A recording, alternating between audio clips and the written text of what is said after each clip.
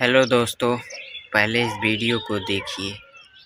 गीता का उद्देश्य है मन से बड़ा बहरूपी न कोई, पल पल रचता स्वांग निराले।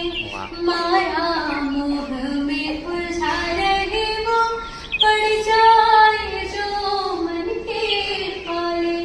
मन के बहकावे में ना, मन के बहकावे में ना, मन राह भुलाए तब डाले।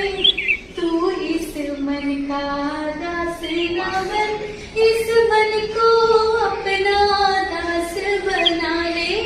तू इस मन का दास ना बन, इस मन को अपना दास बना अगर वीडियो अच्छा लगा हो तो प्लीज़ एक लाइक करके चैनल को सब्सक्राइब कर दीजिएगा दोस्तों।